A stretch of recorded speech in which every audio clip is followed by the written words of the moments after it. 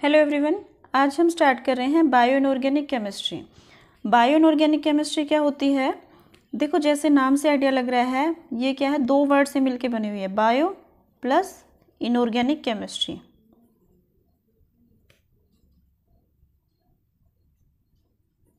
ठीक है। बायो का मतलब क्या होता है? लाइफ। बायो मीन्स लाइफ और लिविंग बींग्स। तो बायो इनऑर्गेनिक केमिस्ट्री क्या हुई? केमिस्ट्री की वो ब्रांच जिसमें हम इनऑर्गेनिक केमिस्ट्री का रोल स्टडी करते हैं लिविंग बींग्स में या लाइफ में क्या रोल है। ठीक है। जो भी इनऑर्गेनिक केमिस्ट्री में हमारे मेटल आयंस आते हैं, एलिमेंट्स आते हैं, उनका हमारी लाइफ में मीन्स ऑल लिविंग बींग्स की बात कर रहे हैं। ठीक है, सिर्फ ह्यूमन बींग्स की नहीं, प्लांट्स हैं जैसे, और भी एनिमल्स हैं। तो इन सब में इनऑर्गेनिक केमिस्ट्री का क्या रोल है, क्या यूज़ है, ये हम स्टडी करते हैं बायो इनऑर्गेनिक केमिस्ट्री में। तो सिंपली हम इसको डिफाइन कर सकते हैं, bio inorganic chemistry is the branch of chemistry which deals with the study of roles of metal ions in biology। अब अगर नहीं पता है बायोलॉजी क्या होती है तो सिंपली यहाँ पे लिख दिया इन लिविंग बींग्स और इन लाइफ। ठीक है। अब अगर हम थोड़ा सा डिस्कस करें इस बारे में कि हमारी लाइफ में या लिविंग बींग्स की लाइफ में इनऑर्गेनिक केमिस्ट्री या मेटल आयंस कितना असेंशियल रोल प्ले करती हैं, तो सबसे पहले मैं एग्जांपल देती हूँ आपको प्लांट्स की, क्योंकि हम ह्यूमन बींग्स या अदर एनिमल्स भी मोस्टली क्या है, प्लांट्स पे डिपेंड करते हैं अपने फूड के लिए। ठीक है। तो प्लांट्स क्या है, प्लांट्स भी किसी चीज़ पे डिपेंड करते हैं अपने फूड के लिए। किस पे डिपेंड करते हैं? एनवायरनमेंट से CO2 एंड वाटर लेते हैं। उन ग्रीन लीव्स के अंदर एक पिगमेंट होती है क्लोरोफिल। ठीक है। क्लोरोफिल जो है, क्लोरोफिल की प्रेजेंस में वो फोटोसिंथेसिस एक प्रोसेस होता है जिसमें वो क्या करते हैं, कार्बोहाइड्रेट्स बनाते हैं और साथ में ऑक्सीजन रिलीज करते हैं। वो ऑक्सीजन भी हमारी ब्रीदिंग के काम आती है ना। हम रेस्पिरेशन में इनटेक करते हैं ऑक्सीजन का। और दूसरा, क्लोरोफिल की प्रेजेंस में जो वो कार्बोहाइड्रेट्स बना रहे हैं प्लांट्स, वो भी क्या है, हम जो है अपने फूड के लिए प्लांट्स पे डिपेंड कर रहे हैं। तो अब ये जो क्लोरोफिल है, जो इतना मस्ट है, असेंशियल है फोटोसिंथेसिस के लिए। ठीक है। किसके लिए? फोटोसिंथेसिस के लिए। फोटोसिंथेसिस से ही प्लांट्स क्या है, अपना फूड प्रिपेयर करते हैं। तो ये क्लोरोफिल क्या है, इसमें मेन जो सेंट्रल मेटल आयन या सेंट्रल एटम जो होता है, वो मेटल आयन होती है मैग्नीशियम +2 ऑक्सीडेशन स्टेट में। अगर ये इसमें नहीं होगी तो क्लोरोफिल नहीं होगा, क्लोरोफिल नहीं होगा तो फोटोसिंथेसिस नहीं होगी, मीन्स प्लांट्स जो है अपना फूड प्रिपेयर नहीं कर सकते। अब प्लांट्स ही लिविंग नहीं रहेंगे तो हम उनसे अपना फूड कैसे लेंगे? ठीक है। सेकेंडली, चलो ह्यूमन बीइंग्स या अदर एनिमल्स अपने फूड का कहीं और से अरेंजमेंट कर सकते हैं। इफ़ देन क्या है, हमारे अंदर जो मेजर कॉन्स्टिट्यूएंट है हमारी बॉडी का, एक तो वाटर होता है अप्रोक्सीमेट 60 to 70%, और क्या होता है, ब्लड होता है। वाटर में भी क्या है, ऑक्सीजन है एलिमेंट है, हाइड्रोजन है एलिमेंट है। अब इसके अलावा अगर हम बात करें ब्लड की, हमारे अंदर ब्लड होता है, किस कलर का होता है? रेड कलर का होता है। रेड कलर किसकी वजह से होता है? हीमोग्लोबिन की वजह से। ठीक है। अब ये जो हीमोग्लोबिन है, जो हीमोग्लोबिन जब हम रेस्पिरेशन करते हैं, ऑक्सीजन को लेते हैं, ऑक्सीजन को फिर अंदर फ्लो करता है ब्लड के थ्रू, ये क्या होता है? हीमोग्लोबिन होता है। ठीक है। मीन्स हमारे अंदर अगर ब्लड नहीं होगा तो हम कैसे सर्वाइव करेंगे? अगर ये हीमोग्लोबिन जो होता है, हीमोग्लोबिन में भी मेटल आयन जो सेंट्रल एटम होता है, वो मेटल आयन इन्वॉल्व है आयरन। ठीक है। +2 स्टेट में। तो ये बहुत बड़ी एग्जांपल्स हैं, तो बहुत कॉमन एग्जांपल्स हैं। हमारे सबके अंदर ब्लड है, रेड कलर का होता है हीमोग्लोबिन की वजह से। और हीमोग्लोबिन का जो मेन कॉन्स्टिट्यूएंट पार्टिकल है वो एक मेटल आयरन है, और क्लोरोफिल का मैग्नीशियम है। तो इट मीन्स काफ़ी सारी मेटल आयंस ऐसी हैं जो हमारे लिए बहुत असेंशियल होती हैं, बहुत मस्ट होती हैं, इवन उनको कोई रिप्लेस नहीं कर सकता है उनकी रिक्वायरमेंट को। तो इनके यूज़ के ऊपर, इनके रोल के बेसिस पे ही हमने एलिमेंट्स को मेनली 2 कैटेगरीज में डिवाइड कर दिया। ठीक है। 2 कैटेगरीज कौन सी? First, essential elements. essential elements. Second, non essential elements. Essential elements कौन से, जो कि हमारे लिए असेंशियल हैं, ठीक है। असेंशियल में जैसे आयरन की बात करें तो ये भी असेंशियल है, ठीक है। जिनके बिना अगर असेंशियल एलिमेंट की डेफिशिएंसी हो जाती है हमारी बॉडी के अंदर, तो हमारी बॉडी जो है वो उसकी फंक्शनिंग जो है वो नॉर्मल नहीं रहती है, ठीक है। और अगर उस डेफिशिएंसी को हम रिकवर कर लें डाइट में लेके या किसी और मेथड से, अगर हम इनटेक कर लें उस डेफिशिएंट मेटल आयन का या डेफिशिएंट एलिमेंट का, तो वो जो इम्पेयरमेंट होती है, एबनॉर्मेलिटी होती है, वो ठीक हो जाती है, ठीक है। तो ऐसे एलिमेंट्स को हम बोलेंगे असेंशियल एलिमेंट्स। हम इनको डिफाइन भी कर सकते हैं। An element may be considered essential when its deficient intake produce an impairment of function and when the restoration of physiological levels of that element relieves the impaired function or prevents impairment। कुछ नहीं है, वही जो मैंने बताया कि अगर हम इसको डेफिशिएंट अमाउंट में, कम अमाउंट में लेते हैं या इसकी डेफिशिएंसी हो जाएगी कोई भी एसेंशियल एलिमेंट की हमारी बॉडी के अंदर, तो कोई ना कोई डिफेक्ट आ जाएगा, एबनॉर्मेलिटी आ जाएगी, और वो अगर उस एलिमेंट को हम फिर से ले लेते हैं, इनटेक कर लेते हैं बॉडी के अंदर, तो वो जो इम्पेयरमेंट है उसको ठीक करा जा सकता है, ठीक है। और ऐसे एलिमेंट्स जो कि जिनका कोई खास यूज़ नहीं होता है, कोई पॉजिटिव रोल नहीं होता है हमारी लाइफ में या बायोलॉजिकल सिस्टम में, उनको हम बोलते हैं non essential elements. Further essential elements को हमने 2 कैटेगरी में डिवाइड कर रखा है। किस बेसिस पे? कुछ एलिमेंट्स ऐसे होते हैं जो हमें बल्क में जिनकी रिक्वायरमेंट होती है, मीन्स ज़्यादा कंसंट्रेशन में हमें जिनकी रिक्वायरमेंट होती है, वो जैसे कि सोडियम है, पोटाशियम है, कैल्शियम है, मैग्नीशियम है, इस तरह के। और सॉरी मैंने यहाँ पे लिखा नहीं, कौन से एलिमेंट्स हैं ये? बल्क एलिमेंट्स, ठीक है, बल्क असेंशियल एलिमेंट्स।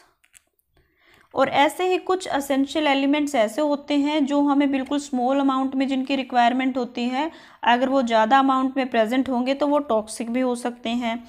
जैसे ये होंगे असेंशियल ट्रेस एलिमेंट्स,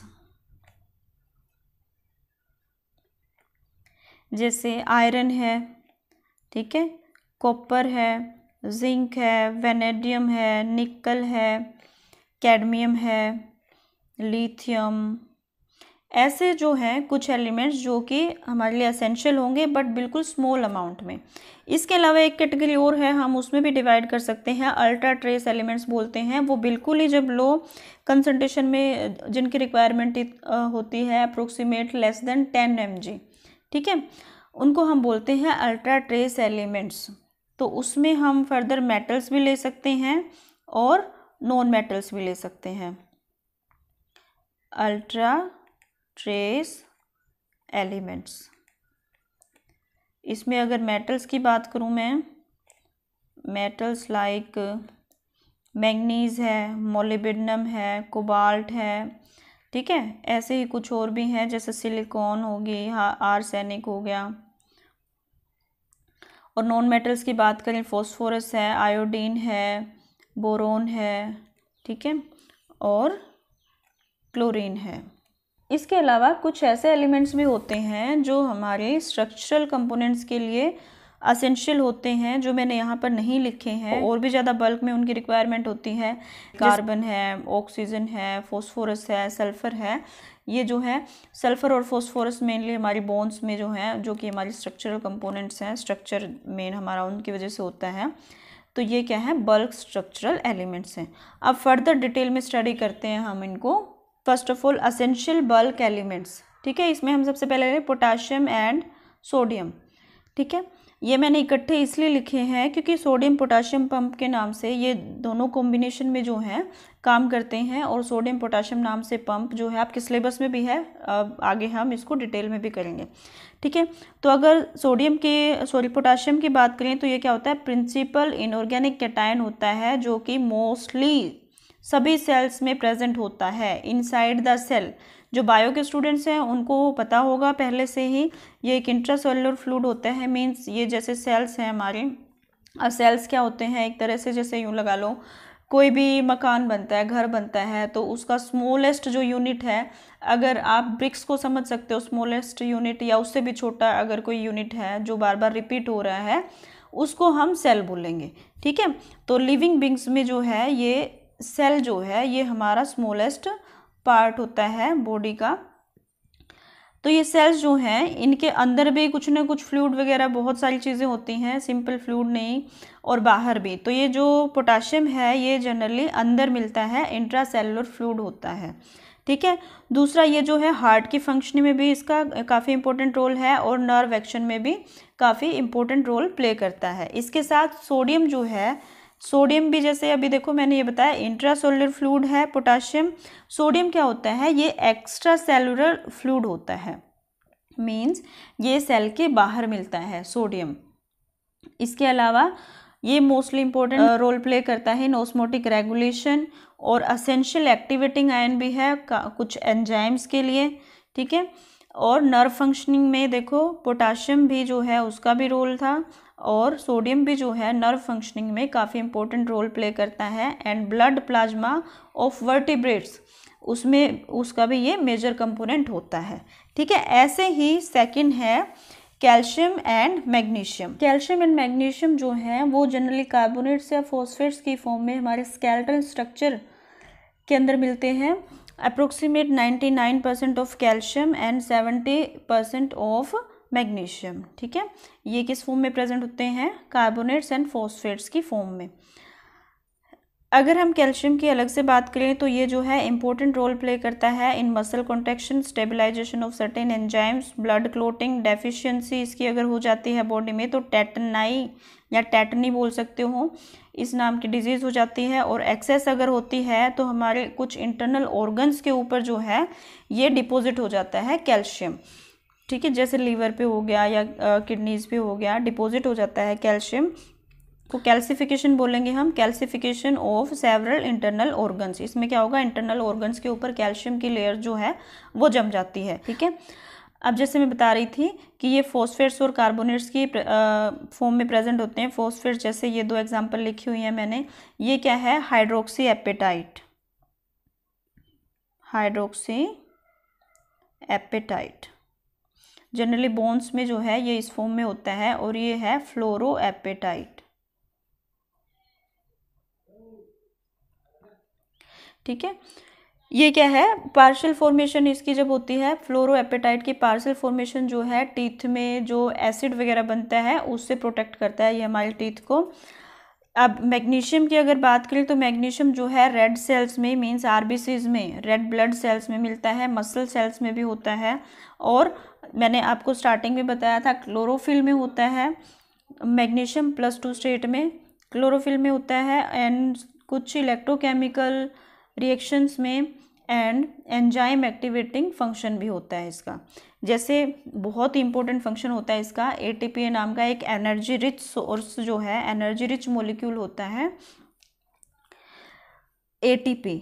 ठीक है, एटीपी की कई बार कम्पिटिटिव एग्जाम्स में, आज का लेक्चर जो है मेन ऐसा है कि आपको ये लर्न करना पड़ेगा, याद करना पड़ेगा, और कम्पिटिटिव एग्जाम्स की अगर प्रिपरेशन करते हो जनरल साइंस के क्वेश्चंस भी इसमें से बनते हैं।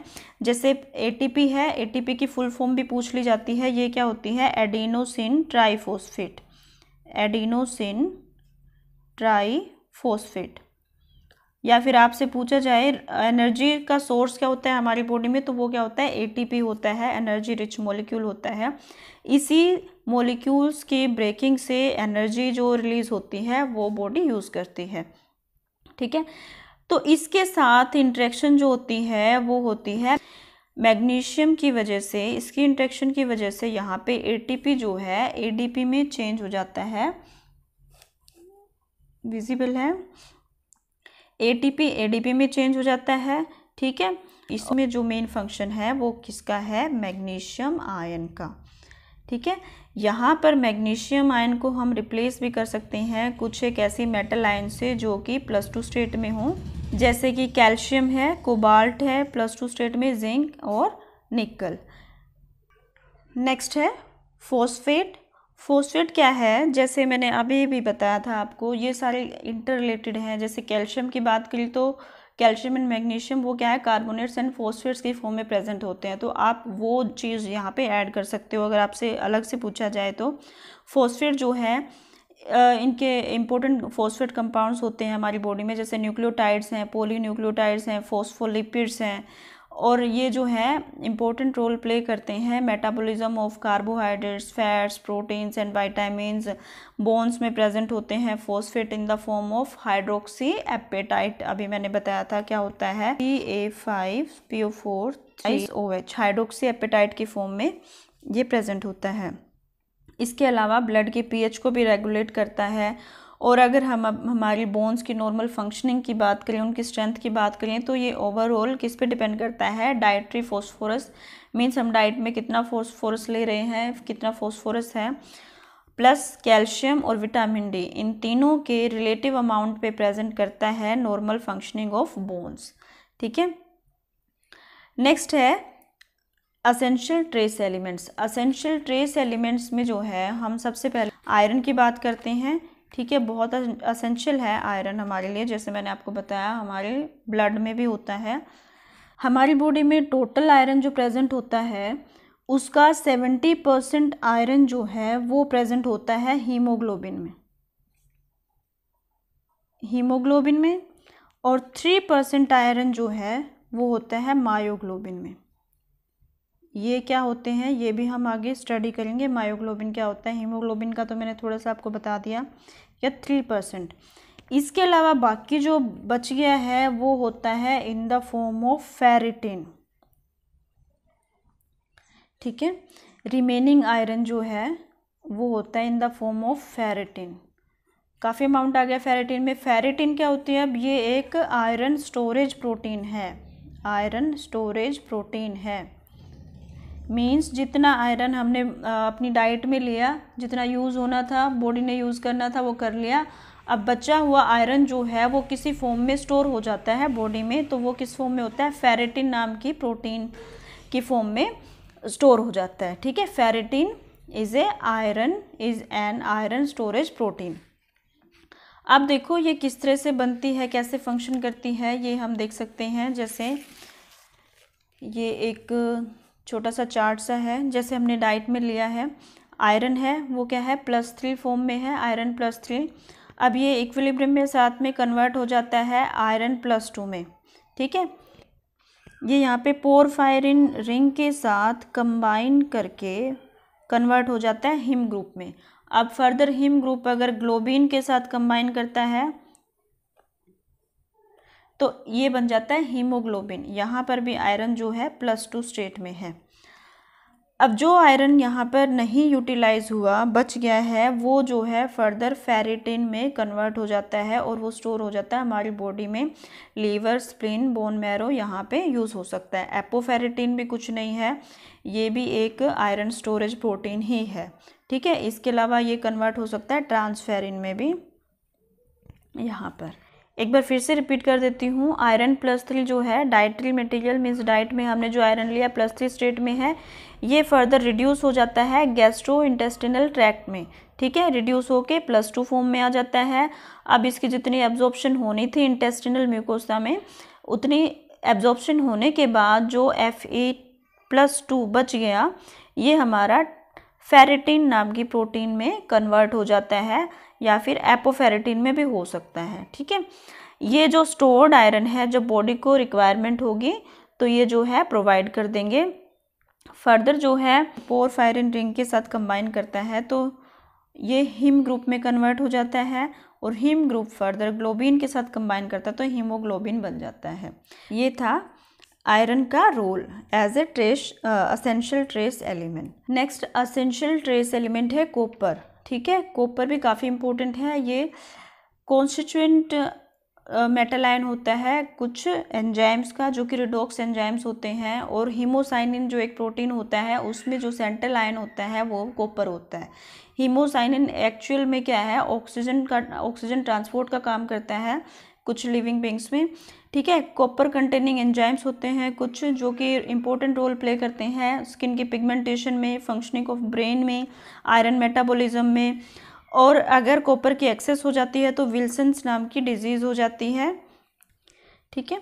विल्सन डिजीज़ में क्या होता है, इसमें जो है कॉपर डिपॉजिट हो जाता है लीवर, किडनी, ब्रेन पे, और इसका ट्रीटमेंट जो है वो हम ADTA के साथ कर सकते हैं। ADTA का क्या फंक्शन होता है, किस तरह से काम करता है ये, जैसे कॉपर जो है डिपॉजिट हो गया, कॉपर के साथ कंबाइन होके ये कॉपर कॉम्प्लेक्स बना देता है, ठीक है। और ये जो कॉम्प्लेक्स बनाता है ये वाटर सोल्यूबल कॉम्प्लेक्स होता है। कैसा होता है, वाटर सोल्यूबल।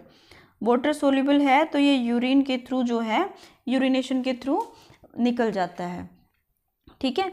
अब इस ट्रीटमेंट का, इस मेथड का कुछ साइड इफ़ेक्ट भी होता है हमारी बॉडी में, क्योंकि और भी काफ़ी सारी मेटल आयंस होती हैं जो कि +2 स्टेट में हैं। ADTA उनके साथ भी वाटर सोल्यूबल कॉम्प्लेक्स बना सकता है और उनको भी रिमूव कर सकता है, रिलीज़ कर सकता है बॉडी से इन the form of water soluble complex through urination, ठीक है। और अगर डेफिशिएंसी हो जाती है कॉपर की, तो डेफिशिएंसी ऑफ कॉपर की वजह से एनीमिया हो सकता है।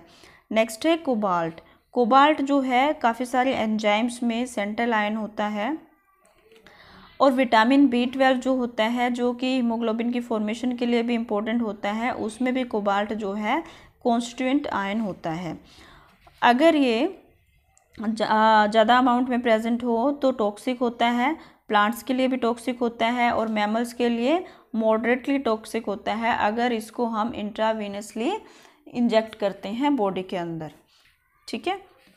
और अगर ये सॉइल में कोबाल्ट की डेफिशिएंसी हो जाती है तो ग्रेजिंग एनिमल्स होते हैं, उनकी हेल्थ पे भी साइड इफ़ेक्ट होता है, उनकी ग्रोथ पे इफ़ेक्ट पड़ता है, ठीक है।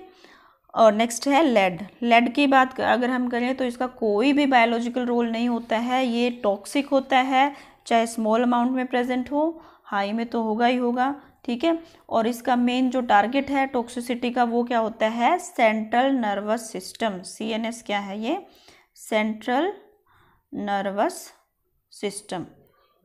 सिंपल लैंग्वेज में मैं बोलूँ तो ब्रेन पे इसका डायरेक्ट इफेक्ट होता है, ठीक है। हाईली टॉक्सिक होता है, कोई बायोलॉजिकल रोल नहीं होता है।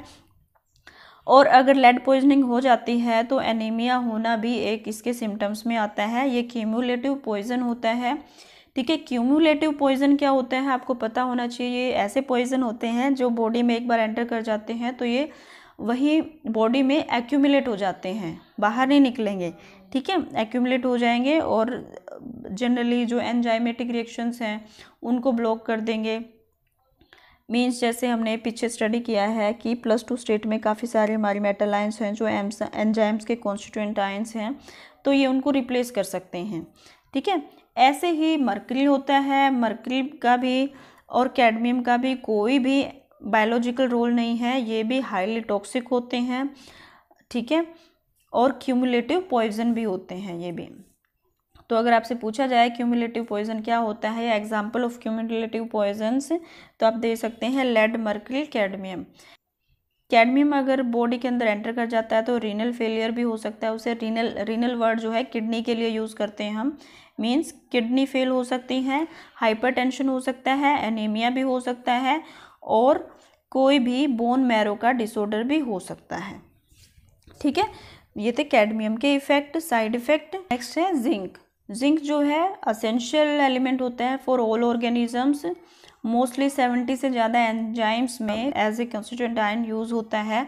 जैसे एग्जांपल अगर हम लें, कार्बोनिक एनहाइड्रेस बहुत इंपॉर्टेंट एंजाइम है, ठीक है। एज वर्ड जो है ये एंजाइम्स के पीछे लगता है, हमेशा किसी भी एंजाइम का नाम होता है तो इसके पीछे एज लगाते हैं हम, ASE। तो कार्बोनिक एनहाइड्रेस का काम क्या है, ये CO2 एंड वाटर से जो हमारी बॉडी में प्रेजेंट होते हैं उसको कार्बोनिक एसिड में कन्वर्ट करते हैं। तो इसमें जो एंजाइम होता है जो फैसिलिटेट करता है इस रिएक्शन को, वो उसका नाम होता है कार्बोनिक एनहाइड्रेस, ठीक है। इसके अलावा एक और एग्जांपल ले लेते हैं जिसमें जिंक जो है कॉन्स्टिट्यूएंट आयन होता है, ये भी एंजाइम है कार्बोक्सी पेप्टाइडेज। ये जो है पेप्टाइड बॉन्ड की हाइड्रोलिसिस को कैटालाइज करता है, ठीक है। पेप्टाइड बॉन्ड आपको पता है क्या होता है, CONH पेप्टाइड बॉन्ड होता है। तो ये क्या है, अमीनो एसिड जो हमारे होते हैं, और ये सेलेक्टिव होता है। कार्बोक्सी पेप्टाइडेज एंजाइम जो है सेलेक्टिव का मीन क्या है, ये सिर्फ उन्हीं पॉलीपेप्टाइड चेन्स को हाइड्रोलाइज करता है जिनमें जो टर्मिनल एमिनो एसिड होता है उसमें या तो एरोमेटिक सेगमेंट हो या फिर ब्रांच्ड एलिफेटिक सब्स्टिट्यूएंट हो, ठीक है, उसी एंड पे ये फंक्शन करता है, वहीं पे ये हाइड्रोलिसिस करेगा। अगर कार्बोक्सी पेप्टाइडेज एंजाइम की डेफिशिएंसी हो जाती है तो इसमें लॉस ऑफ एपेटाइट हो सकता है, ठीक है। अगर एक्सेस हो जाती है तो इसमें डायरिया या फिर वोमिटिंग भी हो सकती है। इसके बाद नेक्स्ट है सेलेनियम। सेलेनियम क्या है? ये भी एसेंशियल कॉन्स्टिट्यूएंट होता है some enzymes, for example glutathione peroxidase. ये क्या है? एंजाइम है। ए ऐसे लगा है इसके नाम के पीछे, मीन्स ये एंजाइम है, ठीक है। और सेलेनियम जो है ये हमारी बॉडी को, बायोलॉजिकल सिस्टम्स को प्रोटेक्ट करता है against free radical oxidants, stresses and heavy metal ions के अटैक से प्रोटेक्ट करता है। मैमल्स के लिए टॉक्सिक होता है। अगर सॉइल में सेलेनियम की डेफिशिएंसी हो जाती है तो डेफिशिएंट सॉइल पे जो प्लांट्स ग्रो करेंगे उनमें वाइट मसल नाम की डिजीज़ हो जाती है, ठीक है। और एक्सेस होते हैं सॉइल में तो जो ग्रेजिंग एनिमल्स होते हैं उनके सेंट्रल नर्वस सिस्टम पे इफेक्ट होता है, वो उसके लिए टॉक्सिक होता है, ठीक है। नेक्स्ट है मोलिब्डेनम। मोलिब्डेनम जो है असेंशियल ट्रेस एलिमेंट होता है for all organism except green algae. Green algae में ये असेंशियल ट्रेस एलिमेंट नहीं होता है, ठीक है, बाकी सब के लिए असेंशियल ट्रेस एलिमेंट होता है।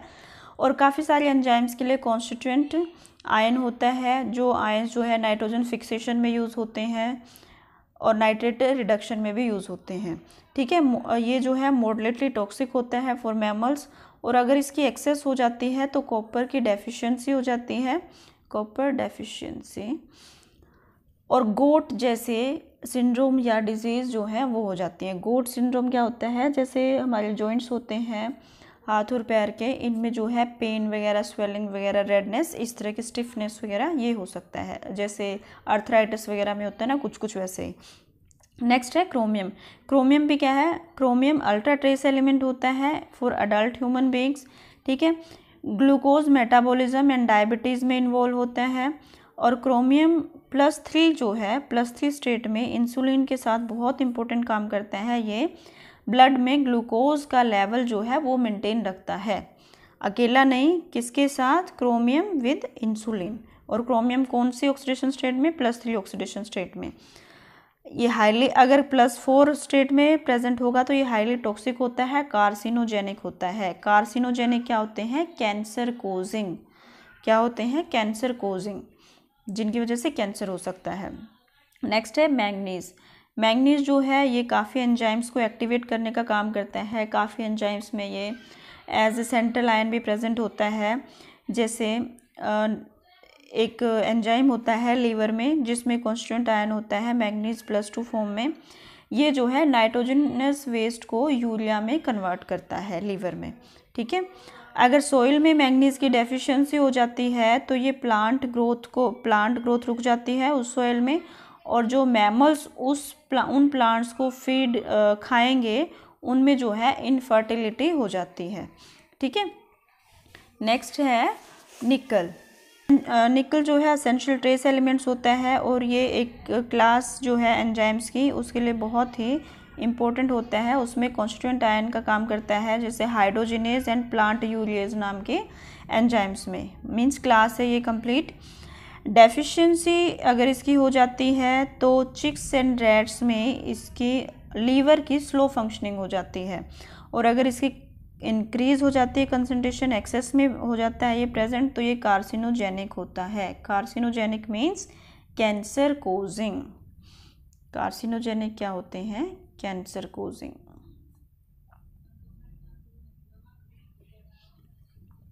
ठीक है। नेक्स्ट है arsenic. Arsenic ultra trace element होता है for red algae, chicks, rats, pigs, goat and some other mammals के लिए। अगर इसकी डेफिशिएंसी हो जाती है तो चिक्स की ग्रोथ जो है वो कम हो जाती है, और अगर इंक्रीज्ड कंसंट्रेशन में प्रेजेंट हो जाए तो काफ़ी टॉक्सिक होता है। अब हम बात करते हैं कुछ नॉन मेटल्स की, जैसे फॉस्फोरस है। फॉस्फोरस जो है काफ़ी इंपॉर्टेंट होता है क्योंकि एटीपी की फॉर्म में प्रेजेंट होता है, और एटीपी मैंने जैसे कि बताया क्या होता है? एनर्जी रिच मॉलिक्यूल होता है। हमारी बॉडी में जो एनर्जी का सोर्स होता है मेन, वो होता है ATP. ATP means adenosine triphosphate. Triphosphate means इसमें ट्राइफॉस्फेट ग्रुप है, फॉस्फेट जो है 3 प्रेजेंट हैं, और ये बोन्स में प्रेजेंट होते हैं फॉस्फेट्स की फॉर्म में। जैसे ये क्या है, फॉस्फोरस, फॉस्फेट की फॉर्म में प्रेजेंट है। X जो है यहाँ पर जब OH होता है तो इसको हम बोलेंगे हाइड्रोक्सी एपेटाइट। मैं इसी लेक्चर में आपको पहले बता चुकी हूँ। कुछ कम्पिटिटिव एग्जाम्स में इनके फॉर्मूले भी पूछ ले जाते हैं। और अगर यहाँ पर X जो है F प्रेजेंट होगा मीन्स, तो उसको हम बोलेंगे फ्लोरोएपेटाइट। और पार्शियल फॉर्मेशन ऑफ फ्लोरोएपेटाइट क्या करती है, हमारे टीथ वगैरह में जो एसिड्स बनता है कई बार गम्स में, उससे टीथ को प्रोटेक्ट करता है। नेक्स्ट है क्लोराइड। क्लोराइड जो है मेजर एनायन होता है। जैसे हमने मेजर कैटाइन स्टडी किए थे, पोटाशियम जो है वो इंट्रासेलुलर फ्लूइड में होता है ना, इनसाइड मेजर कैटाइन था वो। ये क्या होता है, मेजर एनायन होता है जो कि सेल के अंदर और बाहर दोनों जगह प्रेजेंट होता है।